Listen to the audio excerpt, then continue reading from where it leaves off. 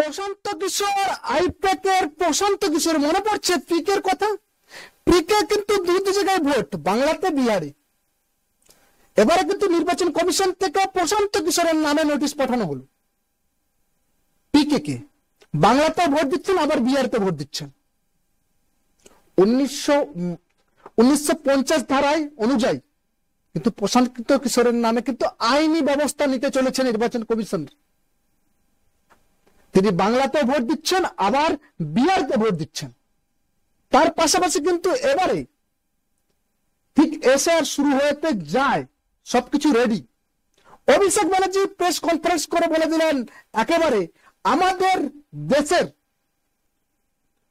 একটা সংস্থা, যে সংস্থা বলতে কোনো এলিতেলি নয়, যার স্বাধীন সত্তা বিশিষ্ট সংস্থা, যার ওপর আঙুল তুলে কথা বলা যাবে না, তাকে কার্যত একেবারে স্থির ভাবে জানিয়ে দিলেন অভিষেক ব্যানার্জি, দেশ ছেড়ে পালাবেন না। নির্বাচন কমিশনকে বলছে, আর যেখানে থাকবে সেখান থেকে নিয়ে আসবো। ভাবছেন আজকে বিজেপি সরকার কালকে নাও থাকতে পারে। একটা আঞ্চলিক দলের একজন সাংসদ, জননেতা, যিনি ল মেকার হয়ে তিনি ভারতের সংবিধানের একজন রক্ষক, বলতে গেলে যাকে রক্ষক বলা যায়, সেই স্বাধীন সত্তা বিশিষ্ট নির্বাচন কমিশনকে তোপ দেখেছেন। সবটাই আজকে আপনাদের সামনে নিয়ে আসবো। নমস্কার দর্শক বন্ধু, আমি সুশান্ত, বেঙ্গল নিউজ এর পক্ষ থেকে সবাইকে ভালো এবং প্রণাম জানিয়ে আজকে দেখাই অভিষেক ব্যানার্জি কি বলেছেন। 2 বছরের কাজ 2 মাসে করে দিচ্ছে। তাহলে কেন্দ্রীয় সরকারের যদি এত বড় মেকানিজম থাকে বা এই জাদুকাঠি থাকে, তাহলে বাংলার 4 বছরের বকেয়া পাওনা তো একদিনে ছেড়ে দেওয়া উচিত মানুষের কথা ভেবে। তা তো ছাড়ছেন না। এবং বিজেপির সহকারী সংস্থা হিসেবে যেভাবে আপনারা তাদের অঙ্গুলি হেলনে কাজ করছেন, আমি এদেরকে ওয়ার্নিং দিয়ে যাব as a parliamentarian, as a representative of the people, মানুষের প্রতিনিধি হিসেবে, যে আজ নয় কাল সরকার কিন্তু বদলাবে। গণেশ বাবু, দেশ ছেড়ে পালাবেন না।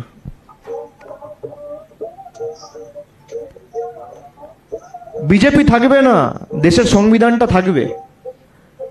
অমিত শাহ থাকবে না, দেশের সংবিধানটা থাকবে।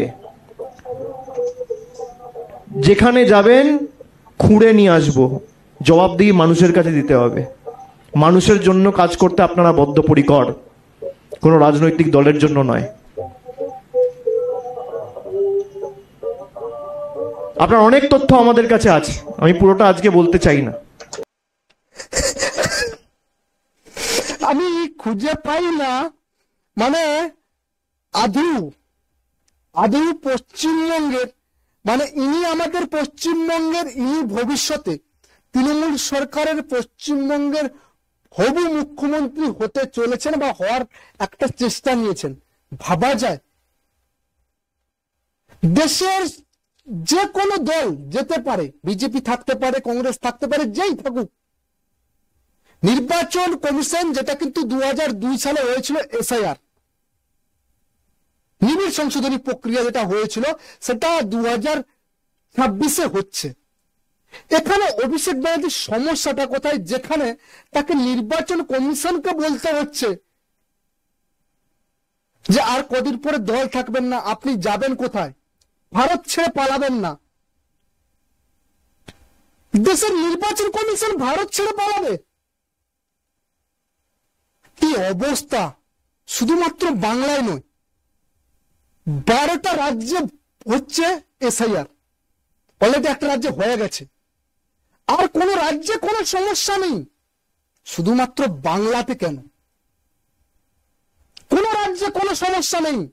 আর কার্যত আমি মানে কি বলবো, আমি নিজেই খুঁজে পাচ্ছি না। মানে ইনি একজন ল মেকার, সংবিধানের পার্লামেন্টে ইনাদের বলতে দেওয়া হয় যে আপনারা বলুন এটা পাস হচ্ছে, ভারতের এই সংবিধানটা আসবে, সংবিধান চেঞ্জ করা যাবে, সংবিধানে নতুন কিছু মানে শুদ্ধিকরণ করা যাবে, বা সংবিধানকে চেঞ্জ করা যাবে, বা অনেক কিছু পার্লামেন্টে পাস হয়ে থাকে। সেখানে ইনারা বক্তব্য দেন নিজেদের।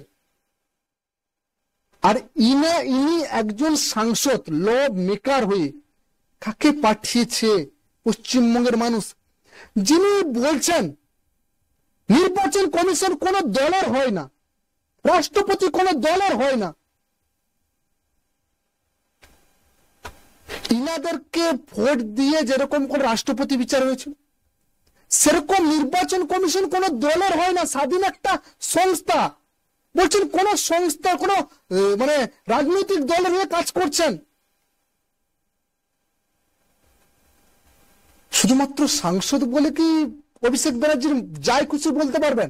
সাধারণ মানুষ তো কিছু বলতে গেলে তো এখন অনেক কিছু হয়ে যায়, অনেক কিছু হয়ে যায়। মানে আমি ভাবতে পারি না যে একজন সাংসদ হয়ে তিনি বলছেন আপনি যেখানে থাকবেন সেখান থেকে বার করে নিয়ে আসবেন, যেখানে থাকবেন তিনি লুকিয়ে যাবেন। ভাই নির্বাচন কমিশনার, যিনার উপর কোনো বলাই যায় না, তিনাকে বলছেন যে কদিন পরে রাজনৈতিক দল চেঞ্জ হয়ে যাবে, বিজেপি থাকবে না, আপনি ভারত ছেড়ে পালাবেন না তো? নির্বাচন কমিশনার ভারত ছেড়ে পালাবে? কি অবস্থা! চুরি করছে, জোর চুরি করছে। কি বলবো আর বলার কোনো ভাষা পর্যন্ত নেই। যেখানে প্রশান্ত কিশোর অন্য রাজ্য থেকে আমাদের পশ্চিমবঙ্গে চলে আসে, প্রশান্ত কিশোর আপনাদেরকে দেখাচ্ছে, প্রশান্ত কিশোর অন্য রাজ্য থেকে আমাদের পশ্চিমবঙ্গে বসে আছে, সে তার পশ্চিমবঙ্গে ভোটার তালিকা করে নিল। কালীঘাটে ভোটার তালিকায় পিকের নাম, কোথায়? কালীঘাটে, একেবারে মাথায় কালীঘাটে ভোটার তালিকায় পিকের নাম। বিহারের শোকজ নোটিশ প্রশান্ত কিশোরকে। এক জায়গায় থাকবে থাকুন, অন্য জায়গায় কেন? একসময় তৃণমূলের নির্বাচনের রণকৌশলী ঠিক করতেন প্রশান্ত কিশোর, আপনারা জানেন। পশ্চিমবঙ্গটাকে জয় দিয়ে দিয়েছিলেন, এখন বিহারে গেছে তিনি, সেখানে তিনি বিহারের রাজনীতিতে এখন যোগদান করেছেন, নিজের দল একটা করেছেন। সেই প্রশান্ত কিশোরকে কিন্তু এবার নোটিশ পাঠিয়ে দিল নির্বাচন কমিশন থেকে। দুটি রাজ্যে ভোটার তালিকার নাম রয়েছে ভোট কিশোরী, যথা রাজ্যের রাজনৈতিক নেতা প্রশান্ত কিশোর, তাকে শোকজ করলো নির্বাচন কমিশন। জনসুরত একটা পার্টি করেছে যার মুখ্য ভূমিকায় রয়েছেন কে? প্রশান্ত কিশোর, বিহারে। আর সামনে বিহারে ভোট, সে বিহারে তিনি লড়বেন। প্রশান্ত কিশোরের নাম বাংলায় ভোটার তালিকা রয়েছে, আবার বিহারের চূড়ান্ত ভোটার তালিকাতেও আছে, দু জায়গা থেকে। একজন রাজনৈতিক দলের নেতা যিনার বাংলাতেও আছে আবার বিহারেতেও আছে, তিনি ভারতের সংবিধানকে ফলো করছেন না। ভারতের সংবিধান, ভারতের মানে কি, এরা কোথা থেকে আসে? সাধারণ কোনো মানুষ যদি কি, আমি বুঝতে পারি না। এর কারণ জানতে চাইলে তাকে নোটিশ পাঠিয়েছে করগাহার বিধানসভা কেন্দ্রের নির্বাচনী অধিকার বিহারের। পশ্চিমবঙ্গে কলকাতায় 221 কালীঘাট রোডে ভোটার তালিকায় নাম রয়েছে প্রশান্ত কিশোর। 2 বছরে এসে ভোটার তালিকায় নাম তুলে নিয়েছে। এখানে ভোট দেবেন, আবার সেখানে ভোট দেবেন। এর কাছে ভবানীপুর তৃণমূলের কার্যালয় রয়েছে। একসময় তিনি তৃণমূল কংগ্রেসের ভোট কুশলী ছিলেন। 2021 সালের নির্বাচনে তিনি তৃতীয়বার ক্ষমতায় এনেছেন। তৃণমূলের 12 মে ফলাফল ঘোষণার পর প্রশান্ত কিশোর তৃণমূলের ভোট কুশলী কাজ ছেড়ে দেওয়ার কথা ঘোষণা করেন, তারপর জনসুরাট পার্টি প্রতিষ্ঠাতা করেন। এই দিন নির্বাচন কমিশনের ওয়েবসাইটে অনুযায়ী সাসারাম লোকসভা কেন্দ্রে ভোটার তালিকায় নাম রয়েছে পিকের। তার বুথ কেনারের মধ্য বিদ্যালয়ে, এটাই তার পৈতৃক গ্রাম বলে খবর। কলকাতায় তার বুথ রানী শঙ্করী লেনের সেন্ট হেলেন স্কুলে তার নাম রয়েছে। কেন বিহারের জনসুরাজ পার্টির নেতা প্রশান্ত কিশোরের নাম বিহারের চূড়ান্ত ভোটার তালিকায় এবং বাংলা খসড়ায় ভোটার তালিকায় রয়েছে, সেই নিয়ে এবার শোকজ করা হলো তাকে। কিছু আগেও চিঠি হাতে এসছে বিহারের 209 নম্বর কাগরাহ বিধানসভা কেন্দ্রের নির্বাচনী আধিকারিক পক্ষ থেকে তাকে শোকজ করা হয়েছে। বিহারের স্পেশাল ইনভেস্টিগেশন বা এসআইআর শেষ হয়ে গিয়েছে। আগামী 6 নভেম্বর থেকে 11 নভেম্বর ভোট, 14 নভেম্বর ভোট গণনা। পশ্চিমবঙ্গ সহ 12টি রাজ্য কেন্দ্রশাসিত অঞ্চলে এসআইআর শুরু হয়েছে এই দিন। এরপর বিহারে জনসুরাজ দলের প্রতিষ্ঠাতা প্রশান্ত কিশোরের নাম মিলল বাংলায় খসড়া তালিকায় এবং বিহারের চূড়ান্ত তালিকায়। এই নিয়ে জবাব দিয়ে নোটিশ পাঠিয়েছেন কাগরা বিধানসভা কেন্দ্রের রিটার্নিং অফিসার। তিনি লিখেছেন 28/10/2025 তারিখে সংবাদ মাধ্যমে প্রকাশিত একটা রিপোর্ট অনুযায়ী আপনার নাম বিহার ও পশ্চিমবঙ্গে ভোটার তালিকায় রয়েছে, কেন দুটি রাজ্যে ভোটার তালিকায় তার নাম রয়েছে, এই নিয়ে আগামী 3 দিনের মধ্যে তাকে উত্তর দিতে নির্দেশ দেওয়া হয়েছে। তিনি যদি উত্তর না দেন তাহলে 1950 সালে জনপ্রতিনিধি আইন অনুযায়ী তাকে 1 বছরের কারাবাস বা জরিমানা করা যেতে পারে। কিন্তু গতকাল যেটা হয়েছিল সেটা নির্বাচনী কমিশন একবার জানিয়েছিল যে কোন ভোটার একবার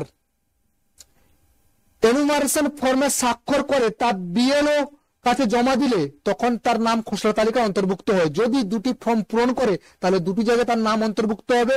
এটা একটা অপরাধ বললে গণ্য করা হবে বা হয়েছে 1950 আইন অনুযায়ী। বুঝতে পারছেন কি চলছে?